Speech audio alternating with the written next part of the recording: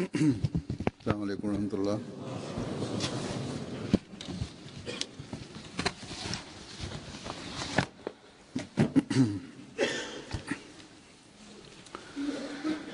أشهد أن لا إله إلا الله وحده لا شريك له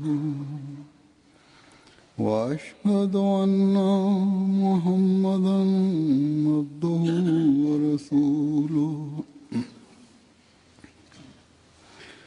أما بعد فأعوذ بالله من الشيطان الرجيم بسم الله الرحمن الرحيم الحمد لله رب العالمين الرحمن الرحيم مالك يوم الدين إياك نعبد وإياك نستعين اهدنا الصراط المستقيم صراط الذين أنعمت عليهم غير المغضوب عليهم ولا الضالين. Yadahullah Ta'ala bin Aziz anasema kwamba sasa hivi nitaeleza matukio mbalimbali ya maswahaba wa Sayyidina alayhi salatu wassalam. Matukio haya yanaonyesha jinsi gani maswahaba walikuwa na yakini juu ya Sayyidina alayhi salatu wassalam.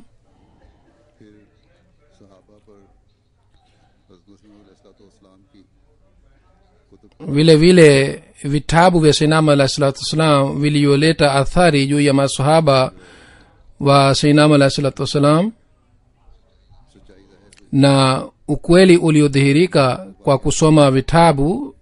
Kuna matukio yake pia kama mawili. Kisha namna gani Mwenyezi Mungu aliongoza kwa kupitia ndoto, pia kuna matukio mawili au ni tukio moja moja, kwa sababu riwaya hii ni ndefu sana. Kwa hiyo nimechagua riwaya moja moja. Hazrat Sheikh Zainul Abidin Sahib radhiyallahu ta'ala anhu anasema, safari moja shemeji yetu aliugua na alipata maradhi kali sana, na tukaamua kwamba hakuna njia nyingine isipokuwa tuende Qadian na tumpeleke Qadian. Kule ni halifa wa kwanza na ye atampatia matibabu, na tutamuomba Sayyidina alayhi salam afanye maombi kwa ajili ya shemeji yetu. Anasema sisi tukaelekea Qadian na ndugu yetu pia alikuwa pamoja nasi na shemeji pia.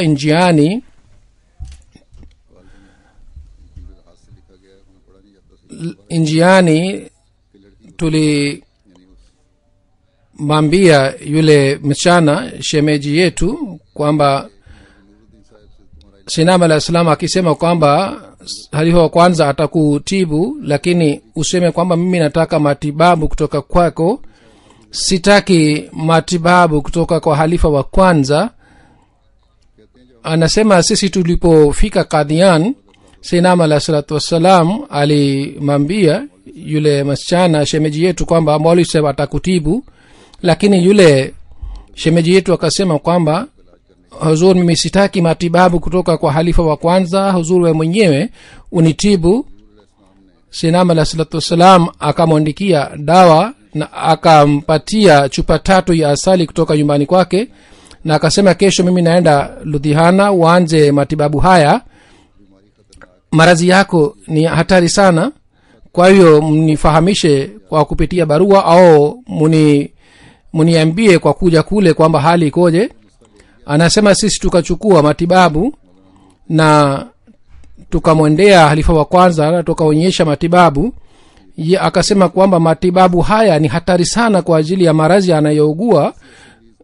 Mimi siwezi kumpa mgonjwa yeyote matibabu haya kwa sababu nikimpa atakufa mara moja, lakini kwa sababu matibabu haya yalipewa na sinama na sallam lazima atapona. Kwa hivyo tulimpatia matibabu yule masichana, na katika siku 2-3 akapona kabisa. Hazur anasema tukio hili linaonyesha halifa wa kwanza alikuwa na yakini aina gani juu ya sinama alayhi salatu wasalam. Kama aliyosema sinama alayhi salatu wasalam, nikipata watu wawili kama Nuruddin mapinduzi yatapatikana. Lakini wale watu walikuja kutoka kijijini, wao pia walikuwa na imani sana juu ya sinama alayhi salatu wasalam kwamba matibabu yale yalipewa na sinama alayhi salatu wasalam lazima watapona, na hivyo walipona. Hadhrat Mia Muhammad Sharif Sahib Kashmiri radhiyallahu ta'ala anhu anasimulia kwamba Mia Jamaluddin Sahib Sekhwani, ndugu wa Maulvi Imamuddin, alimwambia sinama alayhi salatu wasalam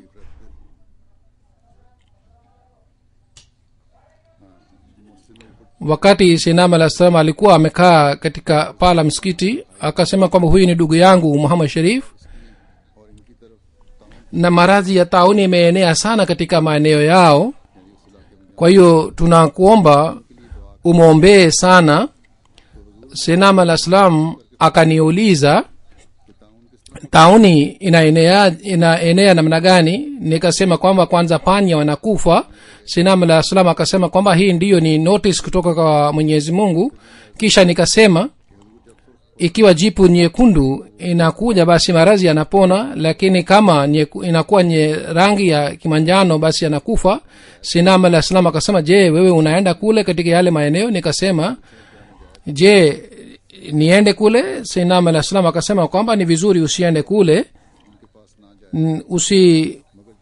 usiende kule, lakini yule ambaye anakuwa na imani kamili hana hatari, hawezi kufa kwa maradhi ya tauni. Nikasema mke wangu alikufa na tauni. Sinama alayhi salam akasema inaonekana alikuwa hana yakini na imani juu yangu kamili, angekuwa na imani asingekufa na maradhi ya tauni. Nikasema nikaelewa kwamba kwa nini alikufa, yani hakujiunga na jumuiya mke wangu. Na Hazur akasema useme istighfar, na watu wote familia walikuwa wanaugua. Nilimwandikia sinama alayhi salam akasema mfanye istighfar sana, na tukaanza kusema istighfar kwa fadhili za Mwenyezi Mungu sisi sote tulipona. Mia Muhammad Sharif Kashmiri Sahib anasema kwamba Jamaluddin Sahib Sekhwani, baba wa Maulvi Siddiq Sahib, aliniambia kwamba nikaona wakati wafalme watakapopata baraka katika kwa mawazi ya sinama alayhi salatu wasalam kama ilivyokuwa ilham, je, sisi hatutapata baraka wakati huo? Na alikuwa na maradhi ya kutoka maji katika macho yake. Yeye alipata kipande cha kilemba cha sinama alayhi salatu wasalam, alianza kusaga na kugusa ile kipande, na kwa sababu ya hii macho yangu yalipona kabisa. Kisha kuna tukio moja kuhusu vitabu ya sinama alayhi salatu wasalam vilileta athari ya aina gani. Ni matukio mawili kuhusu Hadhrat Mia Muhammaduddin Saheb, mwana wa Mia Nuruddin Saheb, anasema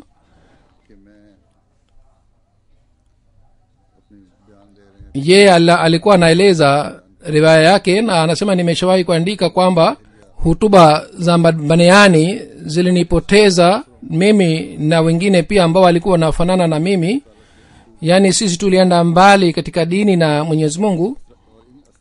Na kwa sababu ya athari hii ya Baneani tulikuwa tukiishi maisha yasiyokuwa na maana, lakini nikapata bahati ya kupata Barahini Ahmad ya kitabu cha Sinama alayhi salatu wasalam, na nikaanza kusoma kile kitabu. Hazur anasema hii pia ni fadhili za Mwenyezi Mungu kwamba Mwenyezi Mungu aliweza kusoma kitabu. Wapo wengi ambao hawapati nafasi ya kusoma vitabu ya Sinama alayhi salam.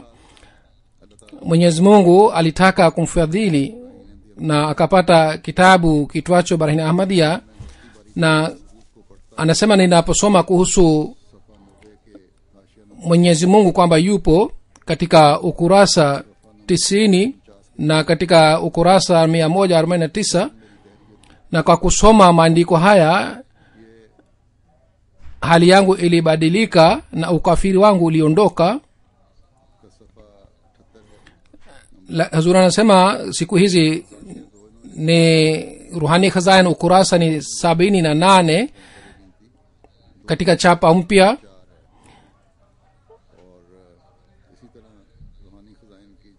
Na vile vile jalada la kwanza la Ruhani Khazaini ukurasa ni 153 katika chapa mpya iliyochapwa.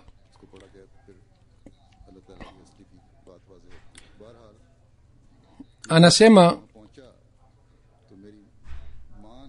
niliposoma maandiko haya ukafiri wangu uliondoka na nikaamka kama mfu anaamka. Na ilikuwa baridi kali sana. Januari mwaka 1893 ilikuwa nusu ya usiku. Wakati nilitoka katika mawazo haya kwamba Mwenyezi Mungu anatakiwa awepo, lakini nikapata imani hii kwamba yupo, yani Mwenyezi Mungu yupo. Hazur anasema kwa kuona viumbe mtu anapata kwanza wazo kwamba anatakiwa muumbaji wa vitu hivi, lakini kuna wazo lingine ambalo linaonyesha kwamba Mwenyezi Mungu yupo. Na vitu hivi vyote Sinam al-Islam ameandika katika kitabu chake. Mtu anapokuwa na imani hii kwamba Mwenyezi Mungu yupo, basi anakuwa na imani kamili juu ya Mwenyezi Mungu.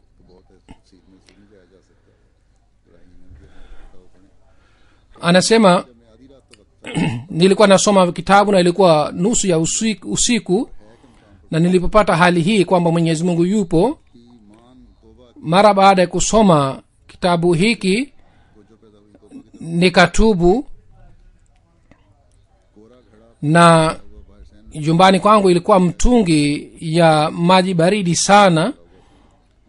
Ilikuwa mwezi wa Januari, yani msimu wa baridi, na maji yalikuwa kwenye mtungi na yalikuwa baridi sana. Na nilikuwa na mbao ya aina fulani ya kukaa. Mimi nikafua kikoi changu.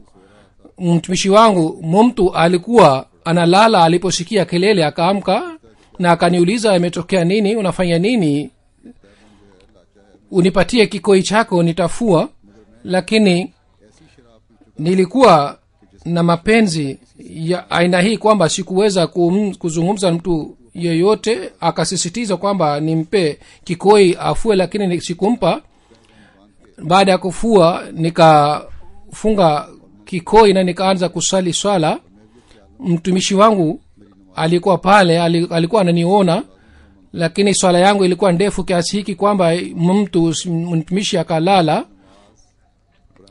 Na swala hii iliswaliwa kwa sababu ya Barahini Ahmadiyya, na tangu siku ile mpaka leo sikuacha swala kwa ajili ya kueleza muujiza wa Sayyidina Ali sallallahu alaihi wasallam. Nimeeleza riwaya hii yote ndefu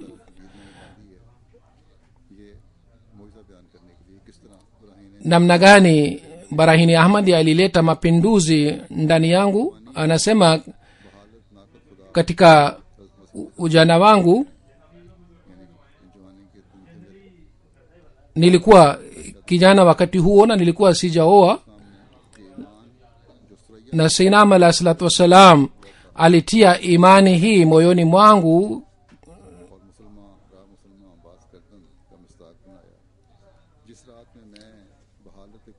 Usiku ambao niliingia katika ukafiri, asubuhi nilipoamka nilikuwa Muislamu kabisa.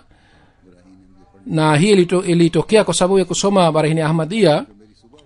Nilipoamka asubuhi, mimi nilikuwa si yule Muhammadin aliyekuwa jana jioni. Nilikuwa nimebadilika kabisa. Katika maumbile yangu yalikuwa haya, yani, lakini kwa sababu ya kukaa na watu wabaya ile haya iliondoka. Na kwa fadhili za Mwenyezi Mungu maumbile yale ya kuwa na haya ilirudi, na nilikuwa napata ladha ya aya hii ambayo ni aya ya sura al-Hujurat, aya namba 8 isemayo Allah hababa ilaykumul imana wa zayyanahu fi qulubikum wa karaha ilaykumul kufra wal fusuqa wal isyana ulaika humur rashidun fadhla min Allah wa ni'matan wallahu alimun hakim. Lakini Mwenyezi Mungu ameipendezesha kwenu imani na ameipamba mioyoni mwenu na amewafanyieni mchukie ukafiri na ufasiki na uasi. Hao ndio waliongoka kwa fadhili za Mwenyezi Mungu na neema zake, na Mwenyezi Mungu ni mwenye kujua, mwenye hekima. Anasema baada ya kuwa na imani, mapenzi ya Qur'an tukufu yaliingia moyoni mwangu, kana kwamba nikapata na shauku ya kujua kuhusu sheria ya Qur'an tukufu. Mwaka 1894 nilimaliza Barahini Ahmadiyya, na kila siku nilikuwa nikisoma, na baadaye nilisoma kitabu kiitwacho Ainak Malat Islam na Tawzih Hamram. Hazrat Munshi Jamaluddin Saheb, pensioner, mwenyeji wa Karia, yeye alikuja Balani kwa likizo, na mimi nilikuwa mkurugenzi wa ardhi kule. Kwa kuuliza unwani ya Qadian niliandika barua ya bayat, na majibu yake nilipata katika mwaka 1894. Iliandikwa katika ile barua kwamba bayat ya dhahiri pia ni muhimu. Kwa hiyo nikaenda Qadian tarehe 5 wa Juni mwaka 1895 katika pala msikiti wa Mubarak nilifanya bayat. Hazrat Mia Muhammadin Saheb, mwana wa Mia Nuruddin Saheb, anasema ilipita wazo moyoni mwangu kwamba sina elimu ya dini na mashekhe watanisumbua sana kwa sababu mimi sina elimu, na nitafanya nini? Na nilikuwa naona haya ya kumuuliza Sinam al-Islam swali au kwa mtu mwingine, na Sinam al-Islam alinijibu bila kuniuliza maswali wakati alipokuwa amelala katika paa la msikiti kwenye mihrab, na kichwa chake kilikuwa upande wa kaskazini, na mimi nilikuwa nimekaa nyuma yake, na nilikuwa naelekea upande wa mashariki, na nilikuwa nampatia msaji, na nilikuwa naona haya, lakini wazo ilipita moyoni mwangu kwamba nitafanya nini. Kwa Sayyidina al-Islam wakati alipokuwa amelala akanielekea na akasema kwa shani sana na kwa sauti ya juu na mimi nikatetemeka. Akasema kwamba anayesoma vitabu vyangu hatashindwa hata kidogo. Huzuri anasema hazina hii tunayo hata mpaka leo.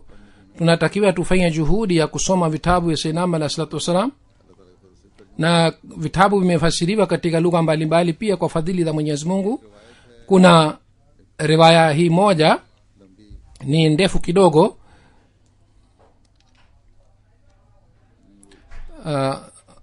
Huzuri anasema si ndefu bali ni riwaya mbili ndogo ndogo. Hazrat Chaudhry Fateh Muhammad Saheb anasema ndugu yangu Nawabuddin aliona ndoto kwamba Huzuri ameomba shilingi 8 kwangu. Kwa mimi na Nawabuddin tulienda kule Qadian tukaeleza ndoto yetu. Huzuri akasema kwa sababu ya ndoto yenu mtapata elimu sana. Mia Sikandar Ali alikuja kijijini kwangu, na mimi na wenzangu walisoma Qur'an tukufu kutoka kwake na vitabu vingine pia vidogo vidogo, na aliyosema Sayyidina al-Islam ilitimia katika sura hii.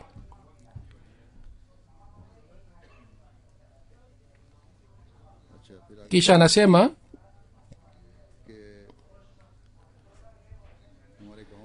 katika kijiji chetu kilikuwa mti tulimuuzia Mir Nizamuddin, na wakati huo tauni ilienea katika kijiji chetu, na Sinam al-Islam alikuja katika kijiji chetu na akaanza kufanya maombi, na kwa sababu ya maombi ya Sinam al-Islam ile maradhi iliondoka na haikubaki. Hadhmiya Fadhluddin Saheb radhiyallahu ta'ala anhu anasimulia, yeye anaeleza habari ya bayat yake.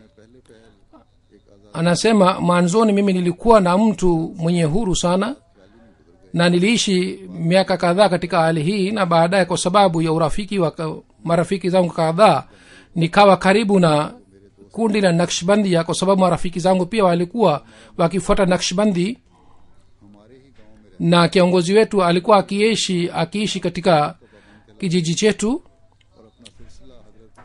na alikuwa akinasibisha silsila yake kwa Abubakar Siddiq radhiyallahu ta'ala anhu, na alikuwa akisihi kuhusu swala na saumu, na alikuwa akisihi kuhusu swala ya tahajjud, na akaamuru kwamba swala ya tahajjud itakiwa haiachwe hata siku moja, na akasema nikiona ndoto nisieleze kwa mtu mwingine yote. Kwa hiyo nikaona ndoto chungu mzima, lakini sikumweleza mtu yeyote. Nilikuwa nikifanya kazi ya fundi wa kujenga nyumba. Mimi kwa kuchukua ruhusa kwa kiongozi wangu nikaenda Amritsar na nikakodisha nyumba kule, na nilikuwa nafanya kule kazi. Baada ya miaka miwili, siku moja baada ya swala ya tahajjud, nilikuwa nafanya tasbihi. Katika hali hii nikalala kidogo, na nikalala katika msalla, na katika ndoto mimi naona kwamba kutoka mbinguni jeshi la malaika wanakuja katika sura ya wanadamu, na wananizunguka, wanakaa karibu nami, na mtu mmoja ambaye alionekana ni kiongozi akakaa karibu nami. Baada ya kukaa kwake, kiti kikubwa kilishuka kutoka mbinguni, na wanajeshi wote wakasimama kwa sababu ya heshima.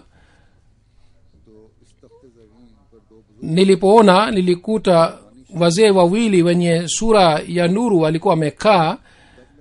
Nikamuuliza yule kiongozi ofisa ambaye alikuwa amekaa karibu nami kwa hawa ni kina nani. Akasema kwamba mzee ambaye amekaa upande wa kulia ni mpendo wa mtume Muhammad mpendo wa Mwenyezi Mungu Muhammad sallam, na mzee ambaye amekaa upande wa kushoto ni mpendo wa Muhammad sallam, ni Ibn Maryam, mwana wa Maryam. Nikasema Ibn Maryam ni jina la Isa alayhi salatu wasalam, ambaye alikuwa nabii wa wana wa Israeli. Akasema huyu si yule ameshafariki, huyu ni mpendo wa mtume Muhammad sallallahu alaihi wasallam, na jina lake ni Ibn Maryam. Baada ya hiyo mtume sallallahu alaihi wasallam akasema, akatangaza, akasema, tangazeni kwamba huyu Ibn Maryam wangu atakapokuja ni lazima afuatwe, na yeyote atakayeasi hayupo miongoni mwangu. Katika hali mke wangu akaniamsha, akasema swala ya asubuhi wakati wake umefika, na uende msikitini kwa ajili ya swala ya asubuhi. Nikamkashirikia mke wangu, kwa nini umeniamsha? Nilikuwa naona ndoto. Kesho yake nikaenda kijijini kwangu, na ndoto yangu nilimwelezea kiongozi wangu. Yeye akasema, hongera, umemwona mtume sallam katika ndoto. Na akasema kwamba hivi karibuni sisi tutakuwa katika eneo lingine na Isa ibn Maryam atashuka. Yani alikuwa anaeleza maelezo ya ndoto yake, bali zama hii ni zama ya Sinam alayhi salatu wasalam. Wenye bahati ni wale ambao watakaompata. Yani kiongozi alikuwa anamjibu huyu bana. Anasema, baadaye nilipata kibarua katika idara ya mito,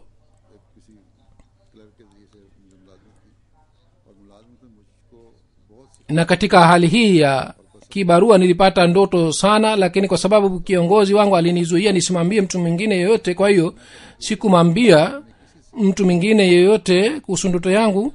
Miaka 15 au 20 nilifanya ile kazi kibarua. Baadaye nilipostaafu kwa kuacha kazi, nilienda tena nilirudi kijijini kwangu na nikaanza kuishi katika nyumba yangu.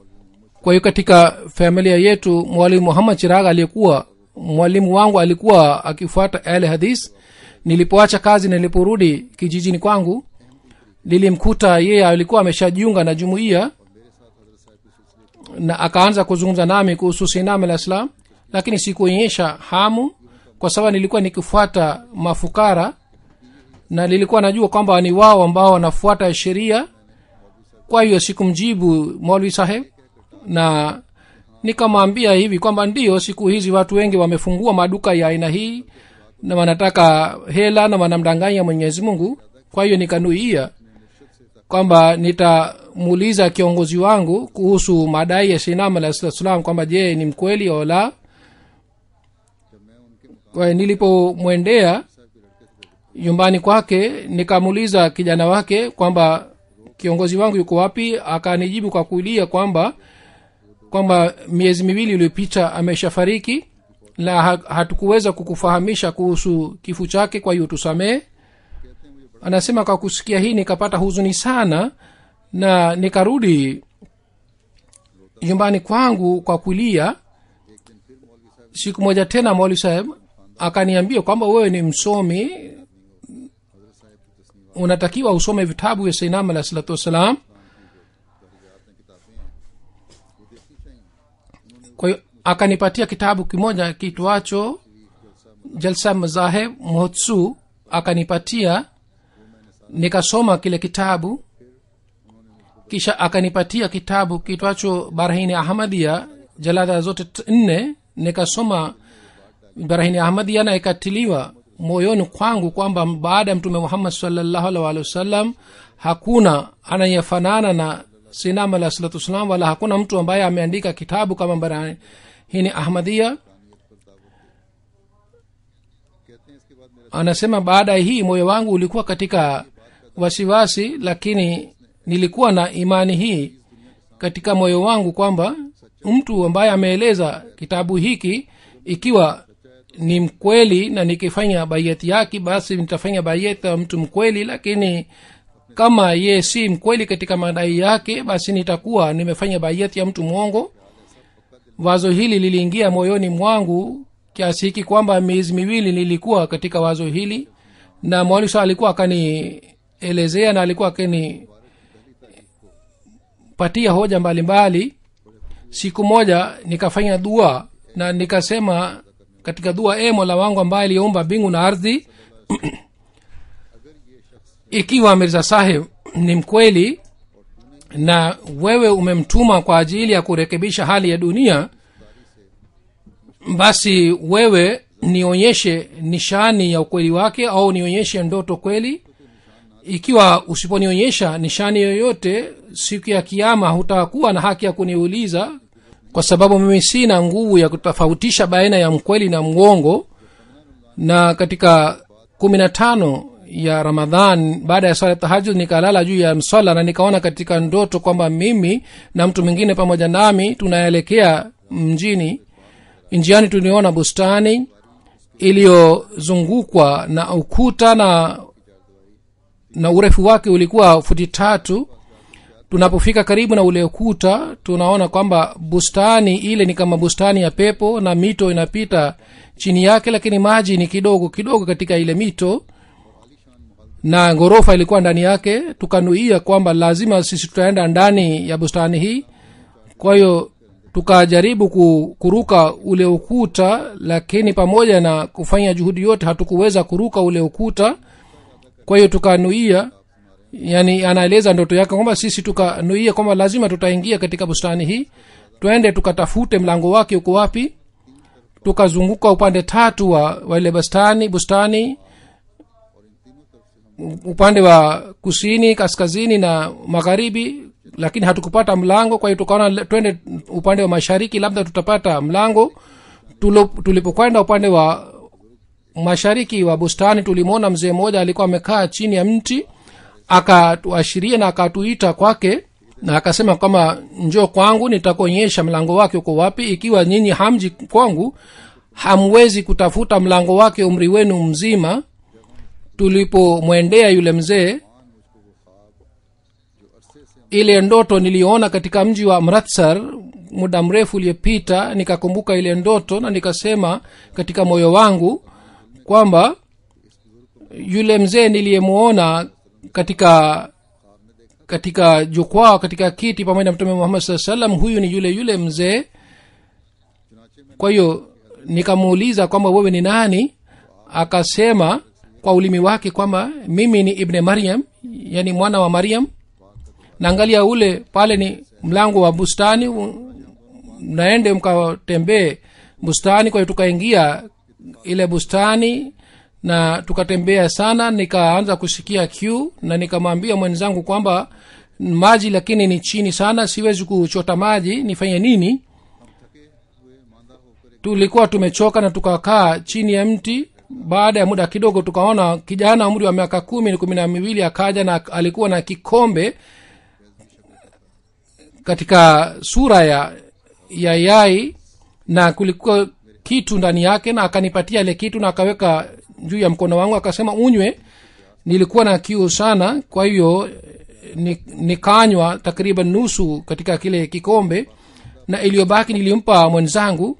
Yule kijana akanyang'anya kile kikombe katika mikono ya yule mwenzangu, akasema yeye hana haki katika kikombe hiki, kwa hiyo unywe wewe tu. Kwa hiyo kwa kuona haya yule mwenzangu akasema kwamba twende tukaende, tuna safari ndefu. Kwa hiyo tukaja tena karibu na mlango na mwenzangu akatoka nje katika mlango ule, na nilikuwa bado ndani, na kijana wa Maulvi Saheb akaniamsha, akaja na akaniamsha na akasema imetokea nini kwamba baada ya swala ya tahajjud umelala? Nikamwambia kwamba wewe umeniamsha, nilikuwa naona ndoto nzuri sana. Yeye akasema, ewe mtumishi wa Mungu, adhana ya swala ya asubuhi imetolewa na Maulvi Saheb anasubiri msikitini, twende tukaswali swala ya asubuhi kule msikitini. Kwa hiyo sisi sote tukaenda msikitini, na baada ya kutawadha tukaswali swala pamoja na Maulvi Saheb. Baada ya swala nikaeleza ndoto yangu yote kwa Maulvi Saheb na dua yangu pia niliyofanya, na kama niliyoona hali yote katika ndoto, hali yote nikamwelezea Maulvi Saheb. Na hii pia nieleze kitu kimoja kwamba kabla ya ndoto hii sijawahi kumuona Sayyidina alayhi salatu wasallam, wala sijawahi kwenda Qadian hata mara moja. Kwa hiyo kwa kueleza ndoto hii, Maulvi Saheb akasema katika maelezo yake kwamba umeona mito imekauka, maji ni kidogo. Maana yake ni kwamba bustani ya sheria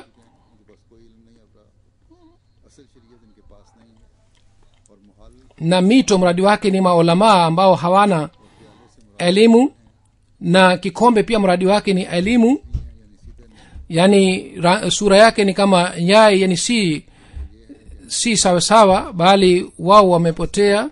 Na katika ndoto ulipokwenda upande wa mashariki, hii maana yake ni kwamba Qadiani upande wa mashariki kutoka kijiji chetu, kama unakumbuka ile hadithi ya Mtume sallallahu alaihi wasallam.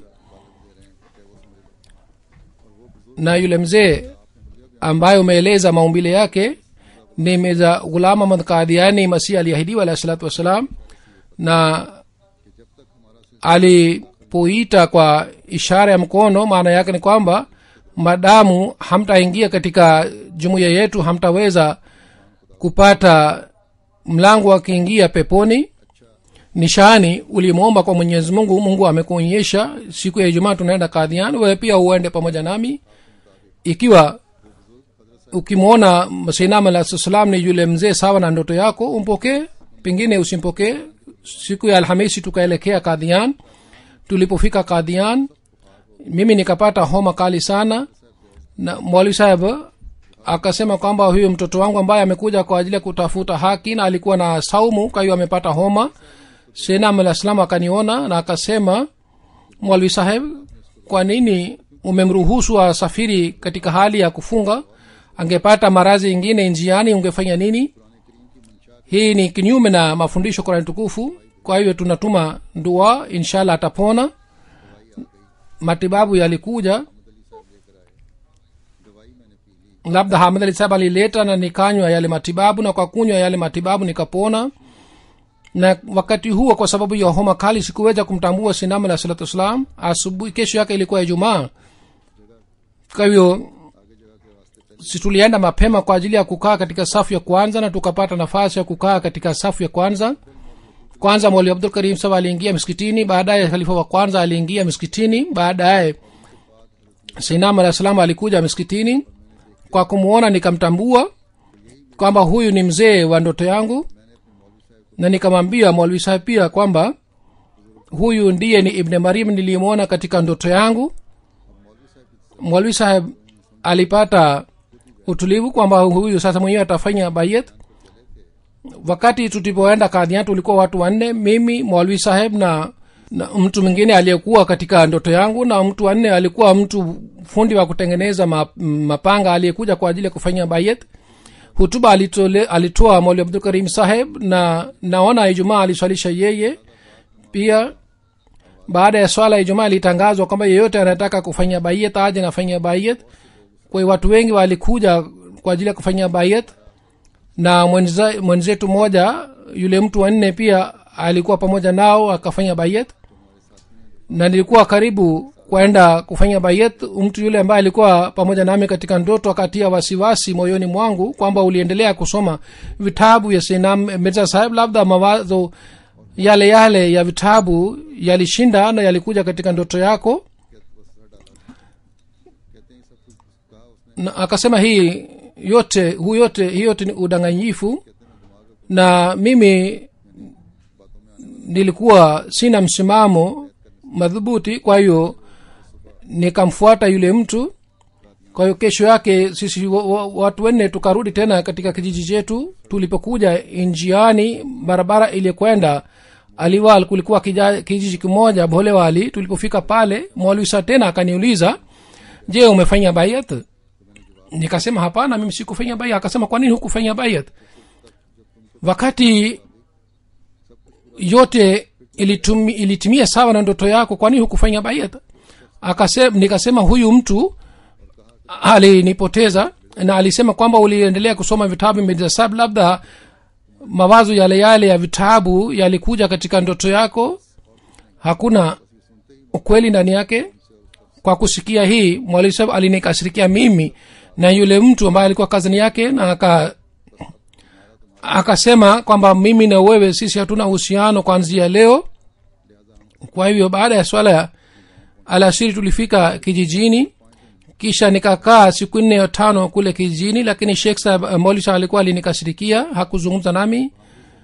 Kutoka Dhabe Babujan aliniandikia barua kwamba mimi nimepata uhamisho, kwa hiyo mimi nina kazi nyingi sana, na mimi nimesikia kwamba umeacha kazi yako na huna kazi, kwa hiyo kwa kupata barua hii uje Bhamri mara moja.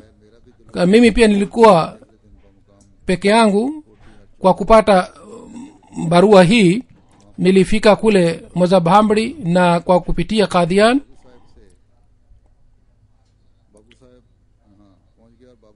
Babu Sahib akanikaribisha kwa moyo sana. Kesho yake alinipatia kazi jukumu, na kwa hiyo nikawa na shughuli sana. Siku ya 3 niliona ndoto ya 3. Katika ndoto niliona Hadhrat Mirza Sahib amekuja kwangu na amekaa karibu namu, na mimi naamka, nasimama na kwa heshima na inama na nataka kubusu miguu yake, lakini Sainam alasema akanizuia, akasema hii ni shirk, usifanye hivi. Kisha akasema Mia Fazldin, uliomba nishani kutoka kwa Mwenyezi Mungu kwa kupitia ndoto, kwamba ikiwa hukupewa nishani kwa kidhahiri au kupitia ndoto, basi Mwenyezi Mungu hatakuwa na haki ya kuuliza kuhusu Masihi Maud. Sasa umeshapata nishani na hoja pia imetimia juu yako. Kwa kusema hii akaondoka Sinam al-Islam, na nikaamka katika ndoto, nikaamka na nikalia sana sana. Na wakati huo bila kumwambia Babu Sahib nikaelekea Qadian bila kuvaa viatu vyangu. Mtu mmoja aliponielekea kwamba mimi nakimbia, akamwambia Babu Sahib kwamba Mistri Sahib anaenda kijiji chake. kwa babu saheb akapanda farasi yake na akanifuata na akanikuta na akasema kwa nini unarudi kijijini kwako bila kunifahamisha? Je, kuna nini? Nikasema niache, mimi siendi kijijini kwangu bali mimi naenda Qadian. Kwa kusikia jina la Qadian akapata hasira sana, kwa sababu alikuwa mpinzani na mpaka leo ni mpinzani. Alikuwa haniachi, lakini nilikuwa nasisitiza kwamba niache, lakini nikamwambia kwa unyenyekevu kwamba babu saheb niache, pengine mimi nitakufa hapa hapa, kwa sababu hii si katika uwezo wangu, na mimi naahidi kwamba baada ya siku 3 mimi nitarudi hapa kwako. Kwa hiyo akaniacha, na nilikuwa nasema moyoni mwangu kwamba Mirza saheb ni mkweli. Kwa hiyo aliniambia, nilikuwa ninaye moyoni mwangu kwamba hoja yako imetimia. Kwa hiyo nikaja Qadian, na siku hizi ambapo kuna ofisi ilikuwa kiwanda cha uchapashaji wa vitabu, na Ismail alikuwa akifanya kazi katika kiwanda kile. Ye nikamwambia kwamba nimekuja kwa ajili ya kufanya baidha. Akasema Hazur atakuja kwa ajili ya sala ya dhuhuri, kwa hiyo uende kule. Siku ile Hazur hakuja kwa ajili ya sala ya dhuhuri, alikuja kwa ajili ya swala ya maghrib. Nilimwendea na nikasema ninataka kufanya bayat. Hazur akasema baada ya siku 3 bayat itakubaliwa. Kwa hiyo nikakaa siku 3 kule. Baada ya siku 3 pamoja na Mia Qasim Ali saheb, na alikuwa mtu mwingine pia pamoja na hawa, labda alikuwa Sarwar Shah saheb, nilifanya bayat, na kwa kufanya bayat nikaingia katika Jamaat Ahmadiyya. Hazur anasema kwamba hivi pia Mwenyezi Mungu alikuwa akiingiza watu katika jumuiya, kama alisema Sayyidina alayhi salatu wasalam kwamba kazi kubwa ya mahubiri wanafanya malaika wa Mwenyezi Mungu. Mwenyezi Mungu aendelee kupandisha madaraja ya maswahaba hawa, na kizazi chao pia kiweze kuendeleza wema wa wazee wao. Hazur anasema sasa hivi nitaeleza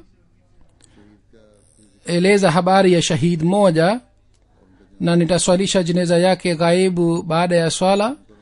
Ni bana Chaudhry Nusrat Mahmud saheb, mwana wa Chaudhry Manzoor Ahmad saheb. Maelezo ya familia yake ni hivi kwamba jumuiya iliingia katika familia yake kwa kupitia Hadhrat Chaudhry Anayatullah saheb radhiyallahu ta'ala anhu. Alikuwa sahaba wa Sayyidina alayhi salatu wasalam.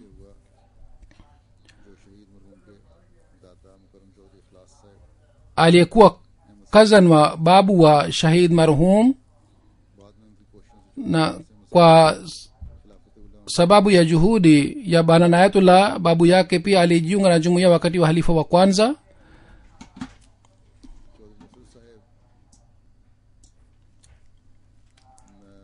Chaudhry Nusrat saheb kwa muda mrefu alikaa kule Mahandi Bahauddin, takriban miaka 30. Mwaka 2008 yeye pamoja na binti yake walihamia New York, Marekani.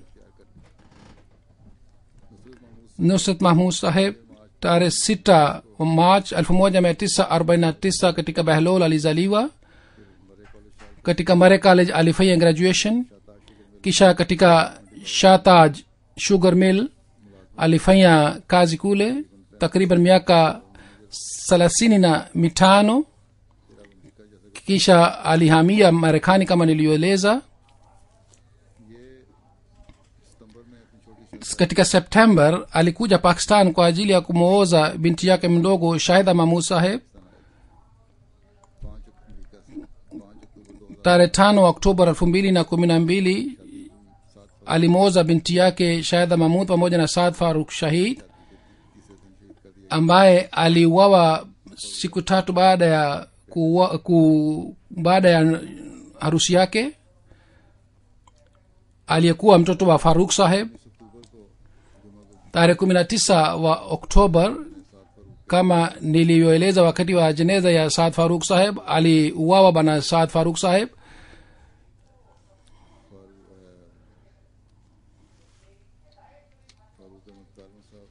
na Farooq Ahmad Kalon saheb ambaye ni baba wa bana Saad Farooq, yeye alijeruhiwa pamoja na bana nusrat mahmud saheb. इनके दूसरे समझी थे शायद मोहतरम फारूक अहमद कालू साहब, चंद दीगर अफराद खानदान के साथ ये लोग hawa walienda Baitul Hamd kwa ajili ya kusali sala jumana. Walipokuwa narudi njiani watu walipiga risasi. Saad Farooq saheb alifariki pale pale. Jeneza yake ilisaliwa wiki 2-3 iliyopita. Watu wawili waliojeruhiwa, mmoja walikuwa Nusra Mahmud, moja risasi ilipigwa katika shingo lake na 2 katika kifua chake.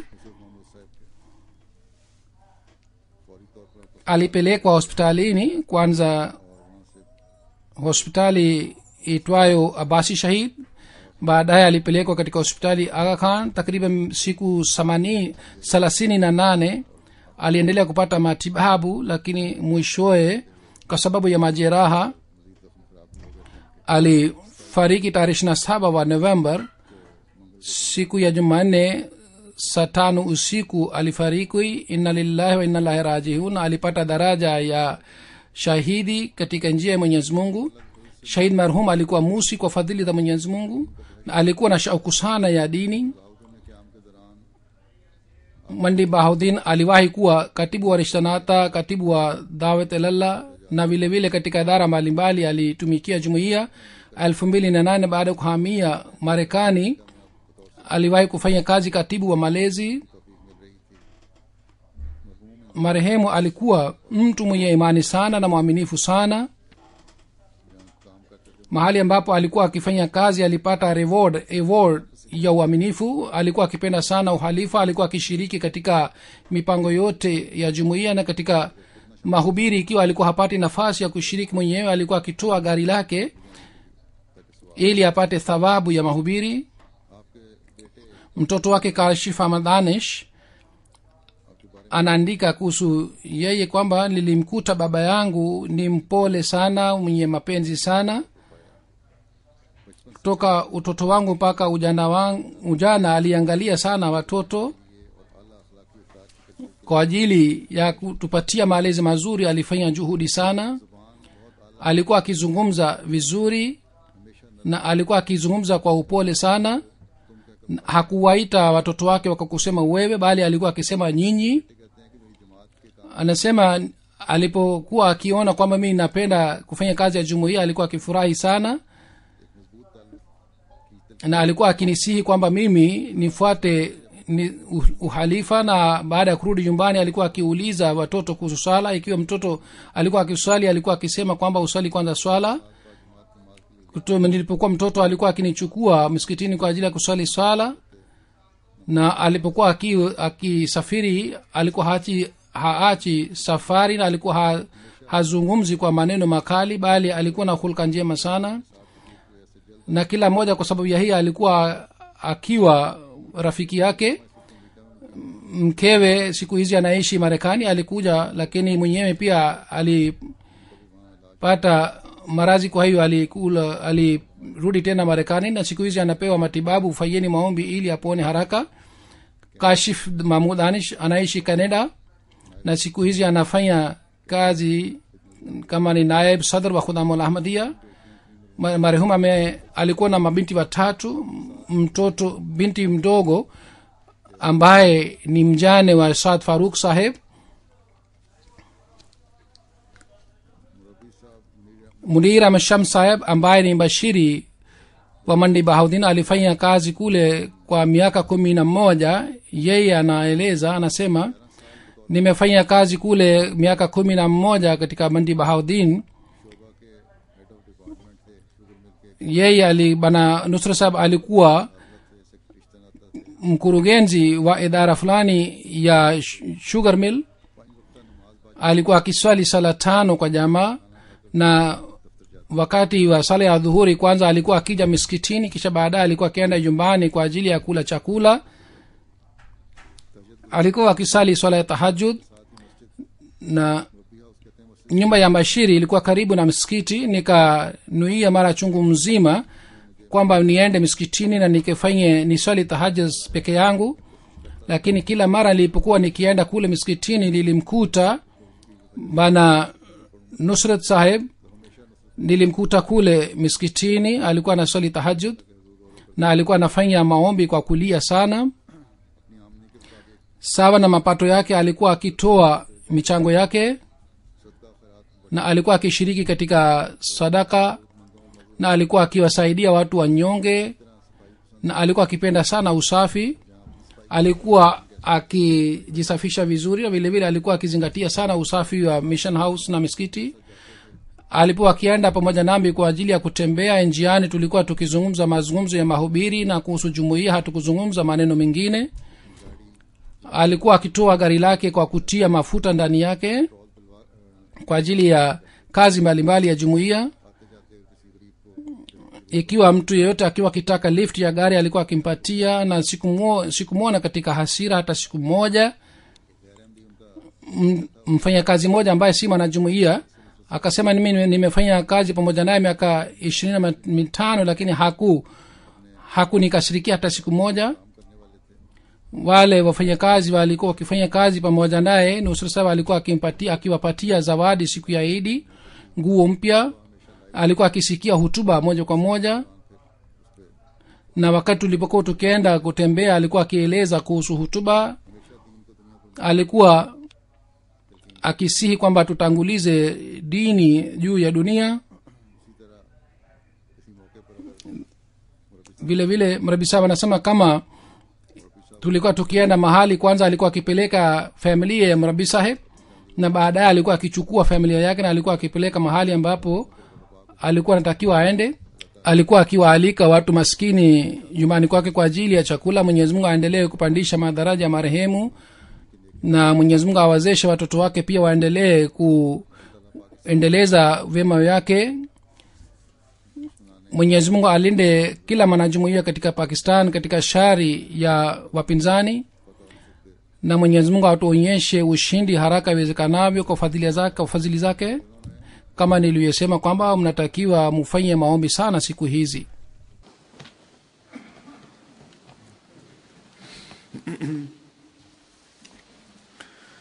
Alhamdulillah alhamdulillah nahmaduhu wa nasta'inuhu wa nastaghfiruhu wa nu'minu bihi wa natawakkalu alayhi wa na'udhu billahi min shururi anfusina wa min sayyiati a'malina. من يهده الله فلا مضل له ومن يضلله فلا هادي له ونشهد أن لا إله إلا الله ونشهد أن محمدا عبده ورسوله. عباد الله رحمكم الله إن الله يأمر بالعدل والإحسان وإيتاء ذي القربى وينهى عن الفحشاء والمنكر والبغي يعظكم لعلكم تذكرون. اذكروا الله يذكركم وادعوه يستجب لكم ولذكر الله أكبر.